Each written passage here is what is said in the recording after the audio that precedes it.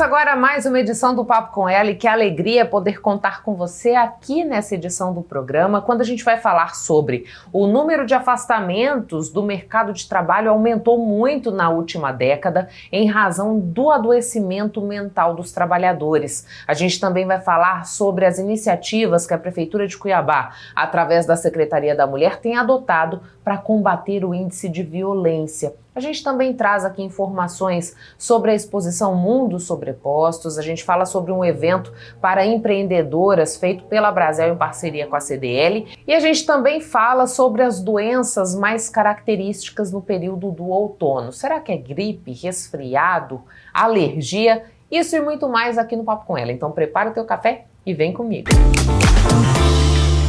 Nos últimos anos, o número de afastamentos do trabalho por transtornos mentais cresceu mais de 400% no Brasil, segundo dados do Ministério da Previdência Social. Ansiedade, depressão, burnout têm impactado diretamente a vida de milhares de brasileiros e o ambiente profissional como um todo. Mas o que está por trás desse aumento tão expressivo? Como lidar com essa realidade no dia a dia? Hoje, no Papo com Ela, a psicóloga Sani Paixão nos ajuda a entender esse cenário e a buscar caminhos de equilíbrio. Sani, muito obrigada por aceitar o nosso convite para que a gente pudesse entender melhor esse fenômeno que está externado nos dados do Ministério da Previdência Social, que é um aumento bastante alarmante dos afastamentos do mercado de trabalho em razão de transtornos, né? Como é que a gente entende isso? Há um adoecimento mental única e exclusivamente por conta da condição de trabalho ou existem outros fatores que perpassam essa situação? Existem vários fatores. Sempre que a gente vai pensar em saúde mental, Michele, nunca é um fator único, isolado que está afetando. Por exemplo, nessa questão do trabalho, nós ainda estamos vivendo uma fase pós-pandemia que afetou imensuravelmente a saúde mental de toda a população mundial. Então, quando a gente pensa no trabalho, também afeta porque as relações de trabalho, elas trazem adoecimento à medida que há uma reconfiguração das relações interpessoais, à medida que esse trabalhador já chega ali no trabalho com o estresse do trânsito, de casa, problemas familiares, questões do sono, sabe? A questão do sono, se não tiver regulado, uma pessoa te disser que não está dormindo bem, você já pode ficar com a anteninha ligada que ela não está bem com a sua saúde mental. Então, quando a gente pensa nas relações de trabalho no afastamento, é o que fica mais visível para a gente, porque é um número que está ali. Mas, fora essa questão do trabalho, a pessoa tem uma vida social, tem uma vida econômica que muitas vezes está sacrificada, tem a questão da saúde da sua família. Então, são fatores que interconectados impactam essa saúde mental do trabalhador.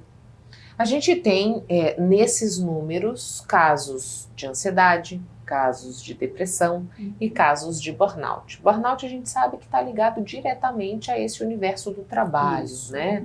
Quando a gente tem uma demanda cada vez mais crescente, uma cobrança cada vez mais crescente, você entra um nível de estafa. A gente pode dizer que esses diagnósticos, eles por muitas vezes podem aparecer juntos numa única pessoa, ou cada pessoa desenvolve um desses transtornos e por isso culmina nesse afastamento? Pode acontecer sim. Por exemplo, uma pessoa pode ter inicialmente características de um transtorno ansioso que nunca foi tratado. Aí imagine que essa pessoa que já é ansiosa, que se cobra demais, que é uma pessoa que já tem esse sofrimento mental e nunca buscou tratamento, nunca pensou em ter uma melhor qualidade de vida, nunca pensou em fazer um esporte, ela está num trabalho, numa empresa ou num órgão, onde ela passa a sofrer algum tipo de dano pela relação de trabalho, pela situação de trabalho que ela está ali. Ou seja, essa ansiedade que já existia, ela pode se agravar e pode também desencadear um transtorno depressivo a partir da ansiedade e dessa questão do trabalho.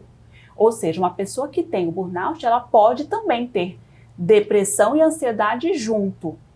É preciso ter muito cuidado nessa investigação para ver se a pessoa está apenas com burnout ou se ela nunca teve nada antes, aí ela teve uma questão ali, né, do burnout identificada, e aí, a partir do tratamento, ela pode se prevenir para não vir a desenvolver uma depressão a partir dessa situação do burnout. Se ela não tratar, é muito assim, é muito fácil ela desenvolver um outro transtorno, porque ela já está sofrendo, né? Assim, Sani, eu sei que cada caso é um caso, mas a gente pode dizer que essa evolução que você disse pra gente, ela é um caminho que essa pessoa vai percorrer no sentido de desenvolver esse burnout, ela pula direto para o burnout ou ela tem essas etapas ansiosas, depressivas, antes de chegar nessa estafa completa, que muito provavelmente é o que mais vai chamar a atenção para tentar a busca de uma ajuda, né? Então, eu queria que você explicasse para a gente se é uma receita, né, passar por essas etapas antes de chegar nesse ápice do burnout, ou cada caso é um caso? Cada caso é um caso. O que a gente sabe é que algumas pessoas, elas têm uma propensão maior a desenvolverem um transtorno mental, um quadro de ansiedade, e outras não. Tanto é, Michele, que a gente conversa com algumas pessoas no nosso convívio, elas passaram pela fase do Covid, da pandemia, elas seguem a vida, está tudo bem. Outras estão sofrendo até hoje.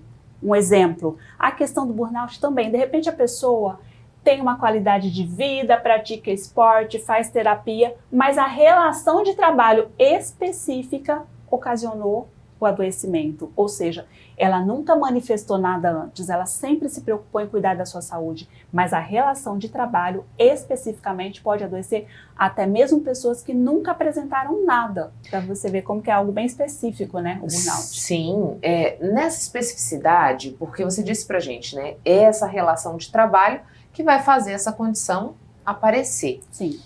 Essa pessoa, Sani, fatidicamente ela vai ter que mudar esse emprego, ou ela vai ter que mudar essa forma de se relacionar com o universo do trabalho, se ela for diagnosticada com burnout? É uma condição que permite a ela retornar ao mercado, ou ela fica incapacitada? Não, ela pode retornar, desde que ela busque tratamentos adequados. Por exemplo, o burnout, quem vai identificar é um psiquiatra, é um médico.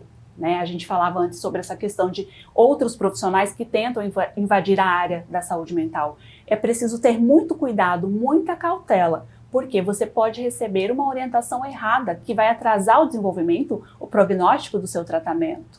Né? Até pode chegar uma pessoa que não está recebendo um tratamento adequado, ela pode chegar ao ponto de pedir demissão, enquanto uma licença com tratamento adequado, que muitas vezes vai envolver medicação, psicoterapia, mudança no estilo de vida, e ela retorna ao trabalho. Mas é uma escolha muito pessoal, porque tem pessoas que ficam tão traumatizadas com aquele ambiente de emprego. Por exemplo, eu já ouvi pessoas falarem que nunca mais querem pisar naquele banco onde ela trabalhou e adoeceu. A gente não vai forçar essa pessoa a voltar, ninguém deve fazer isso. É ela que sabe dos limites dela. Então, de repente, essa pessoa vai se tornar autônoma, ela vai escolher uma outra atividade que traga qualidade de vida para ela. Ou seja, é sempre uma escolha muito pessoal. Algumas pessoas passam pelo período, se tratam e conseguem voltar para aquele ambiente. Mas a gente não tem uma regra específica dizendo que todos poderão continuar naquele mesmo ambiente, ou que todas que passarem pelo burnout nunca mais vão poder trabalhar. Isso não.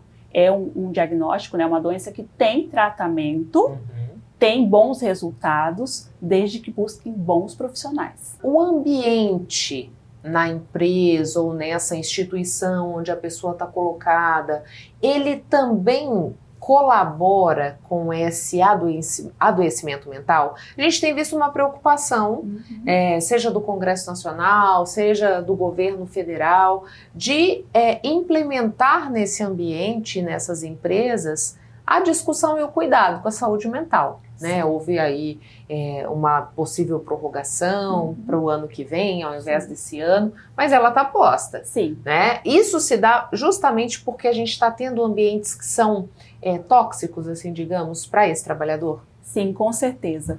E isso veio muito nítido com essa recente pesquisa, porque se não há uma pesquisa que informe isso claramente, as pessoas duvidam, porque quando se trata de saúde mental e emocional, não é algo palpável que aparece em uma radiografia, como eu costumo dizer. Mas quando aparecem em números, isso causa prejuízo para a Previdência, aí o governo abre os olhos, né? porque está tocando no bolso do governo. São muitos afastamentos. E daí essa preocupação em tratar da saúde mental do trabalhador dentro da empresa para se evitar esse afastamento.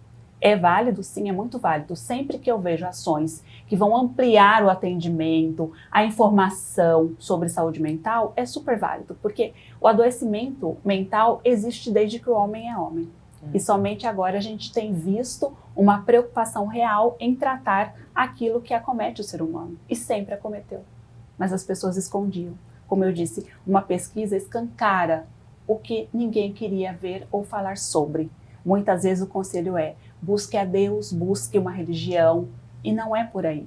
Cuidar da vida religiosa pode agregar, sim, muito, mas não é só isso. Vai muito além. A nossa saúde mental, ela é afetada por diversos fatores, né? Se fosse uma receita simples, não precisaria de tantos afastamentos, concorda? Exatamente. E Sani, você disse pra gente aí sobre essa questão da pesquisa escancarar a realidade que a gente vivencia. Nessa realidade, a gente sabe que as mulheres enfrentam algumas batalhas, como, por exemplo, a diferença salarial mesmo executando a mesma função do homem. Muitas vezes o assédio moral e sexual também estão presentes ali naquela relação de trabalho.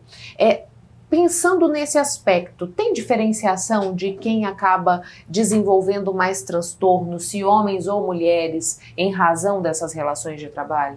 Sim, as pesquisas sempre indicaram que as mulheres adoecem mais. Tanto por essa questão da jornada dupla, às vezes tripla, de trabalhar fora, cuidar da casa, dos filhos, quanto as questões hormonais. Então, nós mulheres somos sim mais vulneráveis ao adoecimento mental. E aí há uma preocupação em alertar as mulheres a se cuidarem, porque muitas delas cuidam dos outros, dos filhos, do esposo, e se esquecem. E são as que mais adoecem. E quais são os sinais de alerta, né? Porque assim, muitas vezes a gente não presta atenção nos sinais que o nosso próprio corpo dá. Então eu queria que você pudesse falar um pouco disso também, Sani, se existem sinais físicos, se é só uma indisposição resistente que aparece, né? O que eu preciso observar no meu comportamento, no meu físico, que me denuncia que algo não está certo? Certo, eu vou te trazer umas dicas bem simples que qualquer pessoa em casa pode se auto-observar. Por exemplo, como está seu sono? Está dormindo 8 horas em média por noite? Está sendo um sono tranquilo ou está sendo aquele sono picado que acorda várias vezes e na hora que acorda vem aquela preocupação com alguma conta que tem que pagar, com algum problema que está passando? Por que eu falo do sono? O sono, ele é um importante regulador emocional. A pessoa que não dorme bem, ela perde muito em questão de imunidade, ela adoece mais. O sofrimento mental, ele fica mais presente nas pessoas que não dormem mais, porque ela já está desregulada emocionalmente, os hormônios já não estão funcionando normalmente, e isso favorece o adoecimento. Então, prestar atenção nas horas de sono. Se estiver dormindo 8 horas por noite, tudo bem, ótimo. Se não tiver, já é um sinal de alerta. Outra questão, a pessoa começa a perder prazer na vida, prazer nas coisas que ela adorava fazer e não gosta mais. Por exemplo, certa vez eu atendi uma pessoa que me disse que ela adorava andar no centro de Cuiabá, mesmo que ela não fosse comprar nada, mas passear pelo centro trazia muito prazer. Ela me disse, eu vou lá com R$50, vou naquelas lojinhas lá populares e volto feliz da vida. Voltava, agora eu não consigo mais fazer isso, nem quero ir no centro mais. Então, essa pessoa perdeu o prazer em algo que ela gostava muito. Outras pessoas dizem, eu adorava fazer minhas unhas, olha como estão, não faço minha unha há 6 meses. Ela vai perdendo aos poucos o prazer naquelas pequenas atividades que lhe davam prazer. Então, já é um sinal de que algo não vai bem emocionalmente. Já pode indicar uma depressão. Só quem vai fechar o diagnóstico, como eu disse, é um profissional de saúde mental, preferencialmente um psiquiatra, tá? Mas assim, sempre a gente alerta para as pessoas se atentarem nessas atividades corriqueiras. Por que ela mudou tanto de repente? O que está acontecendo? De repente ou ao longo de alguns meses, né? E aí, se ela estiver com essas duas condições, sinal de alerta importante. Um outro sinal de alerta para as mulheres é quando elas perdem a libido. Às vezes a mulher está numa relação, ela não está feliz, mas ela se sente no dever, né, de cumprir, ela se sente assim no papel de cumprir o papel de esposa, tendo relação sexual mesmo sem sua vontade. É uma agressão. É uma agressão que a longo prazo vai trazer um sofrimento, tristeza e até outros transtornos, que podem ser desde depressão, ansiedade ou outros. Então, quando a mulher ela se permite ser agredida, quer seja com um grito ou uma relação sexual forçada, ela está em risco, ela está vulnerável ao adoecimento mental. É preciso se ouvir e se cuidar, né? Sani, uma outra questão que muitas vezes as pessoas dizem que é um horror a segunda-feira, né? Eu não quero que o final de semana termine, quando o domingo vai chegando ali no período da tarde, já tem aquela sensação de angústia. Isso também é um sinalizador? É um sinalizador, geralmente, das pessoas que estão insatisfeitas com o trabalho. Por quê? Segunda-feira, acordar cedo, bater ponto. Se eu não quero que chegue a segunda-feira, o que está acontecendo? O que tem de tão chato naquele lugar que eu vou trabalhar? É preciso rever isso, né? Muitas pessoas falam, não queria acordar cedo, segunda-feira, mas está tudo bem, é só uma vez ou outra. Mas se isso se torna frequente, se auto-observe, que você pode estar com um pezinho lá no burnout também, né? Porque trabalhar é prazeroso para muitas pessoas, mas quando ele deixa de ser prazeroso e traz só estresse, preocupação, desgosto, frustração, fique atento. Você está no lugar errado ou você está precisando de ajuda para permanecer nesse lugar até que você tome novas decisões. Porque decisões precipitadas também trazem danos, né? Arrependimento, como tem pessoas que pedem demissão de um concurso público, ela pode se arrepender e não tem volta. Então é preciso se precaver, cuidar da sua saúde mental, para assim também cuidar do seu trabalho. Você citou no começo da nossa conversa a atividade física, né? Assim como o sono, a atividade física ela também tem um papel preponderante na saúde mental? Super importante. Pessoas que praticam atividade física regularmente, elas são menos propensas ao adoecimento. E pessoas também que estão em tratamento, a maioria eu indico faça atividade física.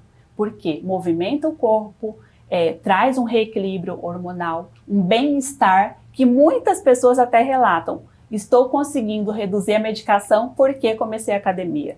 E os psiquiatras, muitos clientes me contam, né, que eles também estão indicando a atividade física paralela ao tratamento, para que o tratamento tenha um bom resultado, né? Porque a pessoa já chega ali resistente à medicação, muitas não querem tomar. Então, para ela tomar, de repente, por menos tempo, associar psicoterapia e atividade física é um recurso importante para que haja uma redução desse tempo, né? Não é para todos, né? Por favor, tem pessoas que vão precisar por longo período, mas ajuda a prevenir e até mesmo é um aliado importante para quem está em tratamento. Para a gente fechar, Sani, o que é importante as empresas observarem para que aquele ambiente de trabalho não seja um ambiente insalubre, né? Já que a gente está falando de tantos casos de afastamento por conta de transtornos, de adoecimento mental no mercado de trabalho, qual é a contribuição que essas empresas podem dar para que essa realidade se reverta? É importante olhar a forma de comunicar, né? Priorizar uma comunicação que não seja violenta, porque às vezes uma pessoa ela tem o seu dia estragado porque alguém falou algo de uma forma ríspida, grosseira. Às vezes estava tudo bem ali, mas a forma como alguém falou com ela já afetou o seu rendimento naquele dia. É importante priorizar o respeito entre os pares, respeitar, né, e ficar atento àquele servidor, àquele funcionário que tinha um determinado humor, se comportava de uma forma e de repente ele passou a se apresentar mais fechado na empresa, mais emburrado, mais calado e oferecer uma ajuda, né, de repente uma conversa e sugerir uma terapia, algo que possa fazer com que esse trabalhador se sinta realmente importante e não uma peça que está ali para produzir. Importante como ser humano, né? Muito obrigada pelas informações, Sani. Obrigada pela oportunidade de estar aqui mais uma vez. A gente vai a um breve intervalo comercial e volta já. Não saia daí.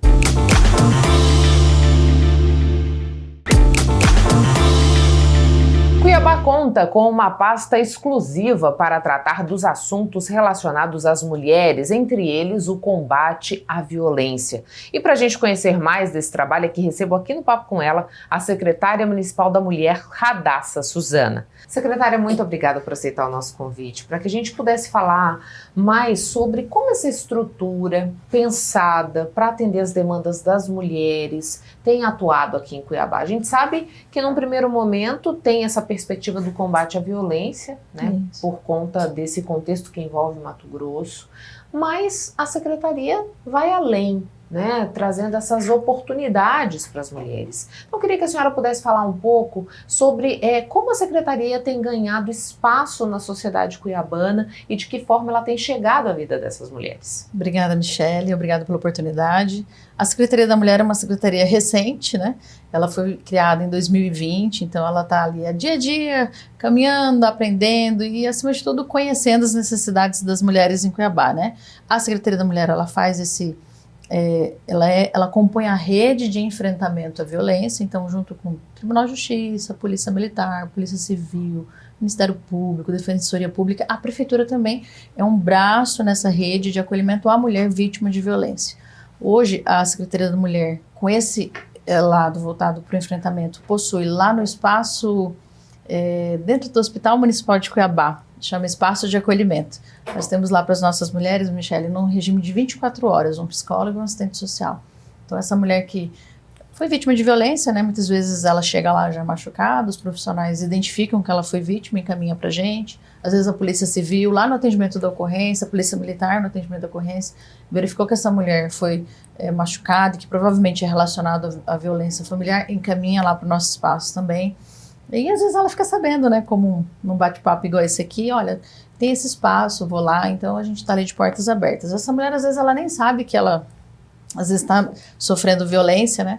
Então a gente deixa lá, Michele, já de portas abertas, temos esse psicólogo, sigilo total, se ela quiser chegar lá, bater na porta, a porta está sempre encostadinha, um ambiente muito bacana, pode levar filho se tiver, encosta lá, conversa com a gente. Então a gente tem também na Secretaria Municipal esse primeiro suporte de enfrentamento. Mas como você disse, a gente também tem outras frentes, né, que é a missão lá dada pelo nosso prefeito de trazer para essa mulher de Cuiabá também oportunidades com relação a emprego, qualificação, e a gente está aí buscando fomentar também o empreendedorismo. A gente sabe que uma das situações que acaba fazendo com que essa mulher não rompa o ciclo da violência é justamente a dependência financeira desse agressor. Quando se pensa em estimular essa capacitação, em trazer para essa mulher noções de empreendedorismo, em fazer esses mutirões em que vagas de emprego são disponibilizadas, é justamente combatendo esse nó do ciclo para que ela tenha condição de sair dessa relação? Exatamente, Michele.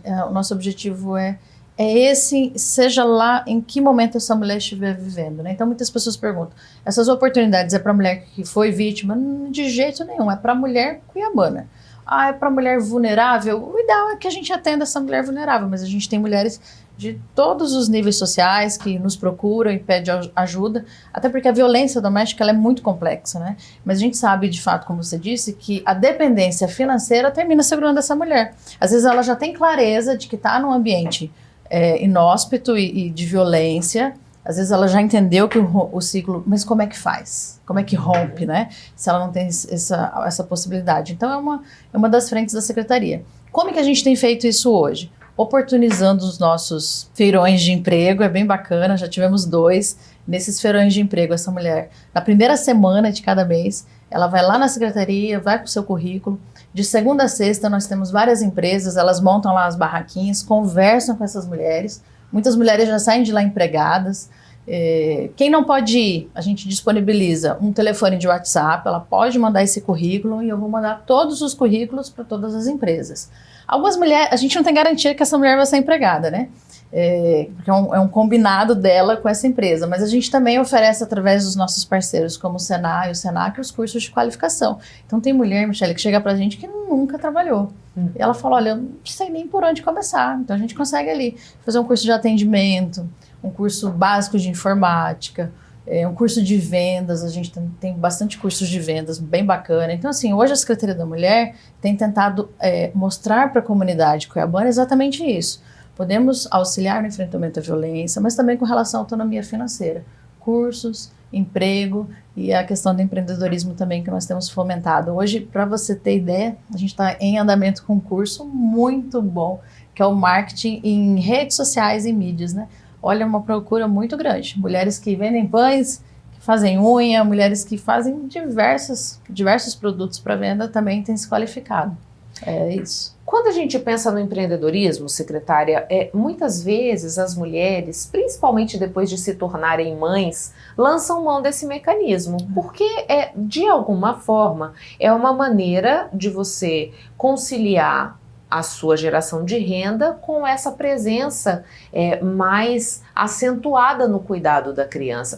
Isso é o quadro que vocês verificam nessas mulheres que procuram atendimento? Exatamente, por isso que a gente tem cursos à noite, né? Tem mulheres que estão o dia inteiro ali, olha, eu só tenho tempo à noite. Então a gente tem cursos à noite, não é o tempo inteiro, a gente tem o nosso calendário, né? Então essa mulher pode estar procurando, inclusive, o site da prefeitura, lá a gente já tem dos cursos que nós temos disponíveis até o fim do ano, e o objetivo é olhar para essa mulher e ajudá-la a conciliar as atribuições de mãe, de venda, dessa autonomia financeira, né? Nós tivemos recentemente, junto com a Coronel Vânia, à frente da Secretaria de Assistência Social, um curso de planificação. E aí eu perguntei para as mulheres lá, né? Fizemos 2 turmas de 13, 14 mulheres. Eu falei assim, quem aqui está fazendo só para aprender a fazer um pãozinho em casa para o filho, para o neto? E quem está fazendo aqui para vender? 100%. Só teve uma mulher que falou, vem aqui só para eu cozinhar melhor, porque o meu pão é horrível. Todas as outras estavam fazendo para vender, né? Então ela busca justamente no horário vago, no fim de semana, faz na sexta-feira à noite, dia de sábado vai vender. Então é isso que a Secretaria hoje da Mulher tem buscado. Entender as necessidades dessas mulheres e de forma estratégica e ali entregando para ela o que a gente consegue de melhor com os nossos parceiros. Quando a gente olha para a violência, secretária, a gente sabe que Mato Grosso desponta no que diz respeito ao número de feminicídios, por exemplo. E esse ano eu digo que está sendo um ano bastante pesado para Cuiabá, porque a gente viu 2 casos que tiveram uma repercussão pela barbaridade deles, né? Primeiro a gente teve o caso da Emily, que foi aquela adolescente que foi morta para ter a criança tirada do seu ventre, e a gente teve também o caso da Heloísa, que teve o seu assassinato encomendado pelo padrasto por conta de uma possibilidade de fim do relacionamento que ele não aceitava e tudo mais. Me parece que houve uma movimentação na prefeitura no que diz respeito principalmente a essa doação de enxovais, que foi o contexto que acabou levando a Emily a essa morte tão brutal, né? Como é que tá isso? Hoje nós criamos lá e foi em função da Emily mesmo, né? O que a gente chama de armário solidário. O que é o armário solidário? Quem tem a roupinha de criança, de qualquer idade, viu? De bebezinho, de criança, quer doar e às vezes não tem para quem doar. Então a gente já colocou a Secretaria de Portas Abertas, a gente tem recebido muita doação. E essa mãezinha também, olha, meu bebê vai nascer, eu não tenho, me ajuda. Pode procurar a Secretaria da Mulher, nós temos muitos parceiros. A gente, às vezes o armário lá fica cheio de coisa, a gente já sai entregando, sai distribuindo, daqui a pouco renova de novo. Fizemos anteontem uma entrega muito bacana também, uma mulher que ela tá para ter um casal, 2 meninas gêmeas. E a situação dela é de vulnerabilidade, então ela pediu ajuda. Então essa a ideia do armário solidário que veio, infelizmente, em função da situação da Emily. Então fica lá a secretaria, lá na Getúlio Vargas, quem quiser doar pode nos entregar. E é um projeto assim que tudo pra gente é um termômetro, né? A gente faz e vê se tá tendo adesão. Olha, nós estivemos agora recentemente lá no Jardim Vitória, levando o armário solidário numa ação social da Secretaria da Mulher. Olha, foi rapidão, roupa de criança, adolescente, delimitamos, né, 5 peças por família, foi muito rápido, as famílias precisando, levando, crianças experimentando sapatinho, tudo novo, tudo bonitinho, vendo o tamanho da calça, o tamanho da roupa. Então, assim, é bacana, porque a gente vê que a sociedade também quer ajudar, e às vezes não sabe como, deixa lá no armário aquela roupinha, não doa, daqui a um pouco se perde. Então é isso, a gente tem feito esse trabalho. É de formiguinha, Michele? Mas a gente vê que tem sido bacana, a gente tem ajudado muitas famílias e dependemos dos parceiros. Então a Secretaria da Mulher pede, aproveita até o seu canal, a sua audiência para pedir. Aqueles que queiram ser parceiros da Secretaria da Mulher, seja com emprego, com qualificação, com doação de roupinhas para as crianças, a gente vai lá, a gente busca, a gente faz acontecer. Ótimo. E a senhora estava falando desse multirão. Também tem sido uma prática da secretaria essa itinerância, estar nos bairros onde necessitam desses serviços? É feito em parceria com outras pastas? Nós fizemos o nosso primeiro mutirão, Michele, na Semana da Mulher, em frente da prefeitura, né? Que também foi o nosso termômetro. A gente falou, será que vai ter adesão? Será que as mulheres vão? Olha, mais de 1.000 atendimentos. O que nós entregamos naquele dia? Nós entregamos a estrutura do município. O que o município tem para essa mulher?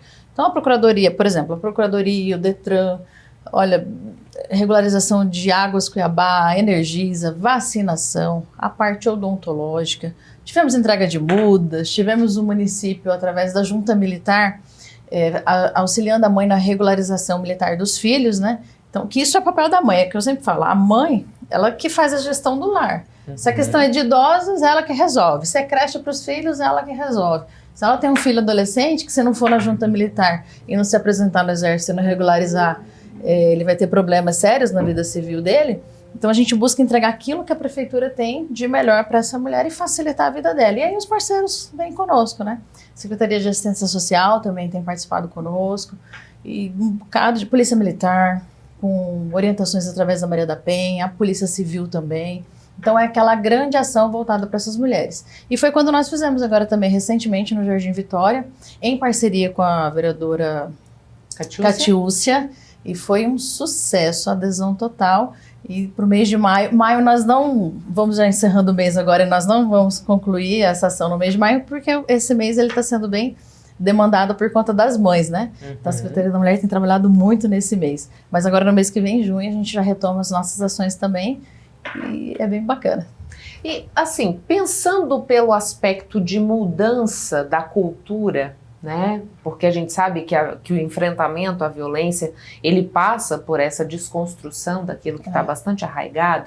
Mas como é que a senhora vê, por exemplo, um processo eleitoral que permite que 8 mulheres cheguem à Câmara Municipal de Cuiabá e que uma mesa diretora completamente formada por mulheres também seja escolhida para gerenciar esse parlamento, né? Isso de alguma maneira sinaliza com avanços no que diz respeito a essa violência contra as mulheres, a esse entendimento de que as mulheres podem estar nesses espaços de poder, secretária?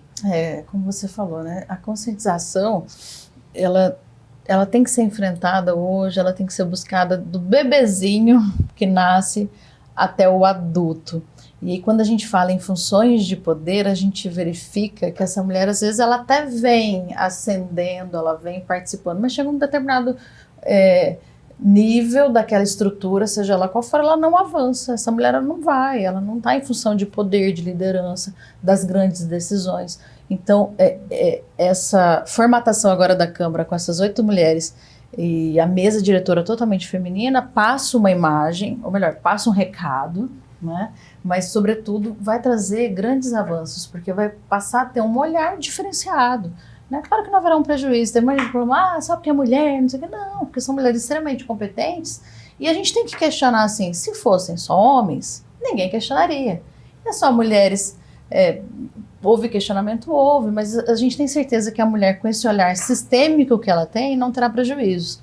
E aí o prefeito vem também passando outra mensagem, né? Mais de 50% do secretariado que ele escolheu são de mulheres, de mulher, né? Esse quantitativo aí é mais da metade. Então ele está, sim, a gente sempre parabeniza ele, saindo do discurso e colocando na prática. Então é algo que precisa, sim, ser falado, ser conscientizado, ser dito. Eu falo, a mulher ela precisa avançar, nem que for por constrangimento. Nem que a gente tenha que falar tanto, fala no mês de março inteiro, fala no mês das mães, fala em agosto, que é enfrentamento à violência, fala em outubro, que é o mês de combate e da prevenção, né, ao câncer de mama e à saúde da mulher. Vamos falar e vamos seguindo, nem que a gente vá constrangendo o sistema e as pessoas vão vendo numa cultura extremamente patriarcal, aquela cultura que o homem tem vez, né, que a mulher sim, a mulher ela tem espaço, ela precisa ter voz, porque a mulher é quem no fim gerencia, via de regra, a família, o lar. É mais ou menos por aí. E a gente vê, tem tantos lares hoje que são chefiados por mulheres, né? Nas dificuldades, quando tem uma criança que nasce com algum tipo de deficiência, ou que essa mulher se vê vítima de um câncer, por vezes ela é abandonada por esse companheiro quando essa relação existe. A gente precisa mesmo batalhar e firme para que essa mulherada tenha representatividade. Exatamente. Tem sido muito bom, tem sido uma experiência muito boa, com muitos desafios. Eu sou policial militar, Michele, há 24 anos, então a gente tinha até convivia num ambiente bem masculino, né? A gente tinha aquela perspectiva, aquele olhar diante da minha carreira. E hoje, à frente da secretaria, olha, cada relato que chega, são cada casos assim que vem, que a gente fala, meu Deus do céu, precisamos mudar, precisamos avançar. Estamos com um projeto, tá em andamento, que ele demanda um pouquinho mais de tempo, né? A gente está trabalhando tão loucamente lá, com tantas ideias, que eu até brinquei agora com você, falei, nem parece que a gente está em maio, caminhando para junho, e parece que o ano já está acabando. Mas a gente está com um projeto bem bacana, que é um projeto de conscientização de forma lúdica para as nossas crianças. Então, queremos formar, primeiro, as nossas criancinhas aqui da rede pública, nossa, municipal, porque a gente entende que isso vem de berço, esse carinho, esse respeito pela mulher, vem de pequenininho. Então a gente quer sim que a criancinha chegue em casa e fale, pai, não pode falar assim com a mamãe. Mãe, o papai não pode falar assim com a senhora. E daí, quem sabe, pouquinho a pouquinho, que com a nossa parcela de contribuição, a gente, lá na frente, talvez a gente nunca consiga medir os efeitos reais de um movimento como esse. Mas é como você falou, precisa acontecer. Isso precisa vir em várias frentes, caminhando de pouquinho para lá na frente a gente ter uma diminuição, ter uma sociedade melhor, né, Michele? Eu sou mãe de uma bebezinha que está aqui, de 4 meses, uma menina. Eu quero que a minha menina não veja o que nós temos visto nos últimos tempos, né? Muito obrigada, secretária. Sucesso à frente dessa sua atribuição e que em breve a gente possa trazer mais notícia boa no que diz respeito às mulheres. Muito obrigada, agradeço a oportunidade. A Secretaria da Mulher está à disposição das nossas mulheres cuiabanas, né? E muito obrigada pela oportunidade. A gente vai a um breve intervalo comercial e volta já. Não saia daí.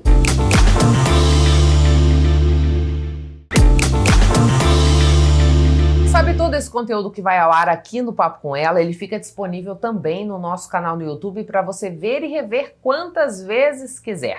Não está inscrito ou inscrito ainda no Papo com Ela lá no YouTube? Então fica o meu convite, inscreva-se, porque assim você não perde nenhum assunto do papo. Quer ver? A gente facilitou a tua vida. Tá vendo esse QR Code aqui na tela? Mira a câmera do celular para ele, que ele já vai te dar o caminho certinho para que você se torne um seguidor do nosso canal. A Associação Brasileira de Bares e Restaurantes, a Abrazel, juntamente com a Câmara de Dirigentes Lojistas aqui de Cuiabá, realiza evento para inspirar mulheres empreendedoras. É o Mulheres Boazinhas Não Enriquecem. Elas empreendem, lideram e tomam decisões todos os dias, mas ainda enfrentam desafios que vão além do mercado. No dia 21 de maio, em Cuiabá, a segunda edição do workshop Mulheres Boazinhas Não Enriquecem convida gestoras de todos os setores a repensarem seu papel nos negócios e no dinheiro. A iniciativa é da Abrazel com a CDL, com apoio do Sebrae Mato Grosso e da BPW Cuiabá. Na primeira a gente fez uma palestra, né? Foi em um restaurante, a gente tinha ali um ambiente bem descontraído, mas foi mais no intuito de palestra. E a gente aprendeu com esse primeiro evento e viu a necessidade de sair já com um plano de ação, né? Tá, eu já entendi que eu sou boazinha, eu já entendi algumas coisas que eu preciso melhorar, mas agora de que forma eu posso melhorar? Porque mudar é difícil, mudar é duro, né? É doído. Então a gente vai prepará-las para que elas possam ir fazendo essas mudanças aos poucos, porque também não é do dia para a noite, né? Nesta edição, a expectativa é reunir até 250 gestoras dos mais diversos setores. O evento, realizado na CDL Cuiabá, contará com especialistas como uma psicóloga, uma economista e a empresária Lorena Bezerra, abordando temas como autoconhecimento e planejamento financeiro. E nós mulheres, nós fomos educadas a não termos muita familiaridade com o dinheiro, né? Então, este evento, ele é um evento baseado em um livro, estamos na segunda edição, né? que ele vem justamente para quê? Para quebrar esses mitos em relação da mulher com o dinheiro. Por exemplo, existe um mito que é pregado, né, que foi pesquisado, que está constando no livro, de que as mulheres não têm familiaridade, não têm afinidade com a matemática. Isso aí já é um mito que é colocado na nossa cabeça para que a gente não possa nos desenvolver enquanto empresárias, financeiramente falando também, né? Para a conselheira da Abrazel Mato Grosso, o workshop é feito especialmente para inspirar mulheres empreendedoras e gestoras a assumirem um papel ainda mais ativo e determinado em suas jornadas de sucesso. Para mais informações, visite o perfil @abrazelmt no Instagram. O conceito é a gente trabalhar em cima do livro, que tem um livro, né, que é Mulheres Boazinhas Não Enriquecem. Ele é um best-seller que trata sobre comportamentos, por que alguns comportamentos das mulheres não permitem que elas performem-se bem no mundo dos negócios, na área financeira, né? E ele serve para mulheres que são empreendedoras, que estão no mercado de trabalho de alguma forma, né? Ou que queiram entrar no mercado de trabalho. Então a gente traz esse workshop exatamente para trabalhar e para mostrar através de um plano de ação como é que elas podem provocar essa mudança, né, na vida delas. Com a chegada de temperaturas mais amenas provocadas pelo outono, alguns sintomas podem surgir e causar dúvidas sobre com qual doença respiratória o paciente está lidando. As doenças alérgicas, como rinite, sinusite crônica e asma, são as mais comuns. A estação também é marcada por uma maior incidência de resfriados, gripes, pneumonias e bronquites infecciosas. Com a chegada do outono, a saúde respiratória infantil entra em alerta. O tempo seco, junto às oscilações de temperatura, criam as condições ideais para a propagação de vírus respiratórios. E nessa época do ano, aumentam os casos de gripes, resfriados e crises de asma, exigindo atenção especial de pais, responsáveis e profissionais da saúde. Nós temos muitos vírus circulantes, né, que vêm lá do sul-sudeste e que eles são importantes, eles acabam migrando para também comprometer principalmente as crianças aqui em Mato Grosso. E assim, é de muita importância a gente saber quais são esses vírus que estão circulando, porque permite que a gente consiga, por exemplo, formar as estratégias para que a gente reduza ou a transmissão ou, eventualmente, a gravidade, uma vez que essas crianças tenham essas infecções. Entre os vírus mais preocupantes nesta época do ano está o vírus sincial respiratório, que acomete principalmente crianças de até 6 meses de idade e pode levar a quadros graves, como a bronquiolite. Por isso, especialistas reforçam a importância da prevenção ainda durante a gestação. Uma estratégia interessante que é alertar que esse vírus sincial respiratório ele é muito grave nas crianças muito pequenas, mas nós temos, entre aspas, um antídoto, que é o quê? Vacinar a mãe. Então, as mães devem, no pré-natal, devem estar atentas que já está liberada uma vacina que é muito importante, que vai impactar nessas crianças de até 6 meses de idade. Então, nós já vimos aqui uma estratégia de reduzir a infecção por uma condição muito grave, que vai reduzir a mortalidade infantil já no primeiro ano. Além dos vírus, as crises respiratórias também podem ser desencadeadas por alergias. Ao contrário do que muitos pensam, crianças alérgicas não ficam mais expostas a infecções. É o que explica o pneumologista pediátrico. As infecções não são mais frequentes nas crianças alérgicas.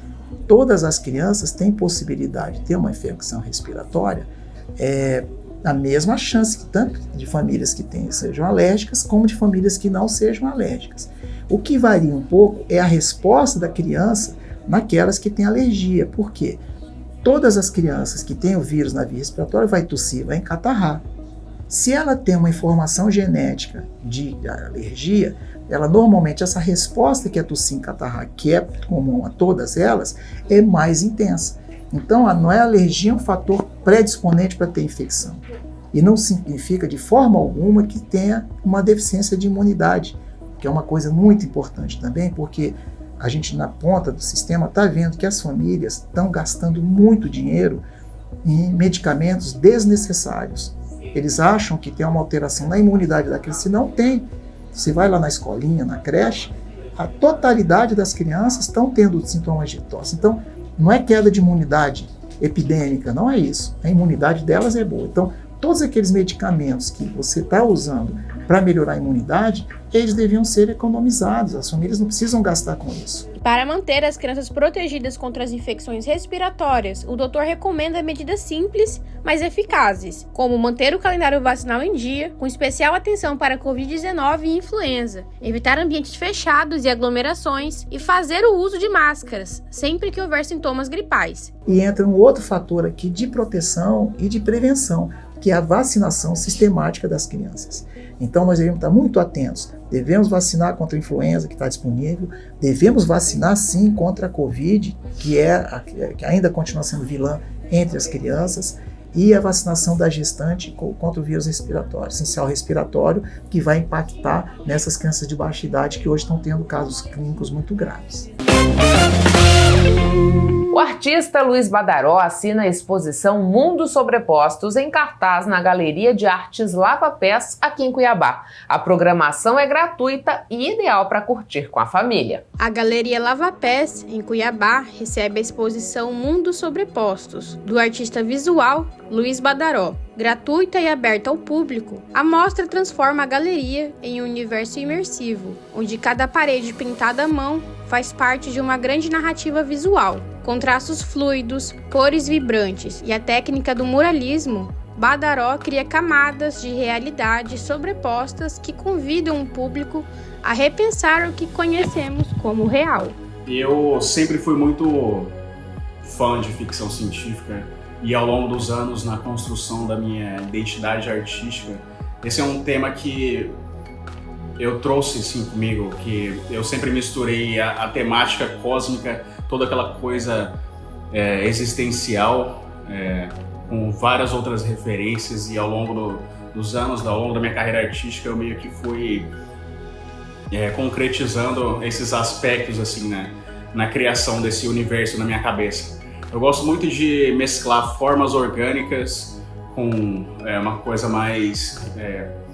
com temas mais contemporâneos, formas humanas misturado com corpo de animais, uma coisa mais fluida, um desenho mais fluido, assim, principalmente para essa exposição eu queria que a pessoa entrasse na galeria e se sentisse dentro de um mundo que não existe. Para dar forma a esse projeto de um mundo que não existe, Badaró contou com a parceria da curadora Jaqueline Pessoa. A ideia inicial seria no estilo de um aquário, propondo um mergulho pela visão criativa do artista, mas evoluiu para uma proposta ainda mais imersiva, com interatividade, acessibilidade e inovação como pilares da curadoria. Ele me procurou para entender como que é esse mundo entre exposição, como montar uma exposição. E eu direcionei, explicando sobre como é a exposição numa galeria privada, numa galeria como essa que nós estamos do governo. Então, a partir de dezembro, eu comecei a absorver todas as ideias dele, que até então era montar o estilo de um aquário, como se fosse um mergulho dentro do seu ócio criativo. Só que a curadoria foi muito além disso, né? Nós estamos com realidade virtual, que é a primeira no estado de Mato Grosso, com essa potência. E além disso, eu trago em todos os meus projetos a arte e educação em parceria com a MTU, que nós temos parceria com escolas públicas e faculdades também, onde eu disponibilizo todo o material, que é o meu material de pesquisa, para que eles venham preparados. É sempre uma surpresa. Então tem sempre collabs entre artistas, tem sempre oficinas, rodas de conversa.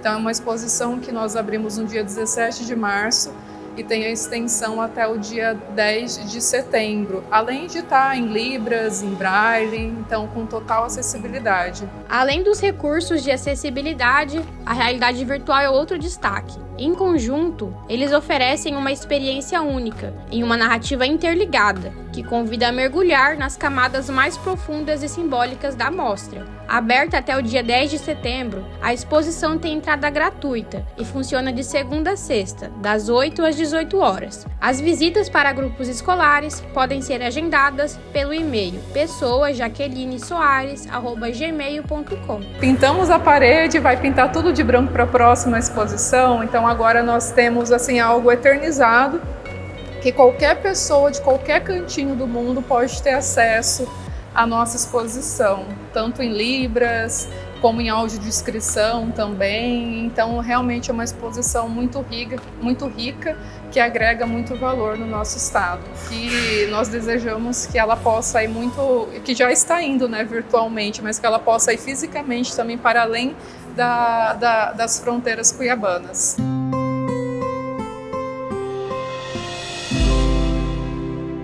Olga Maria Castrilon Mendes, cadeira número 15 da Academia Mato Grossense de Letras. Eu vou ler o poema Hino a Cáceres, de Natalino Ferreira Mendes. Marcha um povo rompendo a floresta, ganha terras e aumenta o Brasil. No ocidente penetra e na testa, Albuquerque de porte viril. Dessa marcha de heróis do passado, tu, ó Cáceres, ergues-te forte, já ecoa no campo o aboiado, surge a poaia nas matas do norte.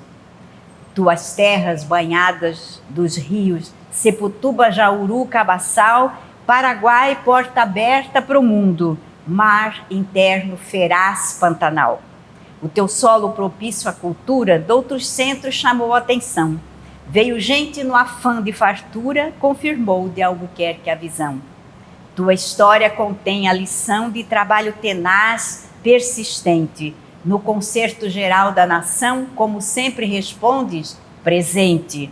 De Albuquerque foste a preferida, minha terra cristã e feliz, cidade e amor de São Luís. Salve Cáceres, princesa querida. Chegamos ao fim de mais uma edição do Papo com Ela. Eu agradeço a você que ficou comigo até este momento. É sempre uma honra poder contar com a sua companhia. Mas antes de ir embora, eu quero te fazer um pedido. Siga o Papo com Ela no Instagram, no Facebook, no TikTok. Inscreva-se no nosso canal no YouTube e nos ajude a fazer o programa. Conta pra mim o que você gostaria de ver aqui no Papo com Ela. Para isso, você pode fazer contato pelas nossas redes sociais ou por esse endereço de e-mail que aparece aí na tua tela. Tenha um excelente fim de semana. Na sexta que vem eu tô de volta e espero mais uma vez poder contar com a sua companhia. Um beijo e até lá!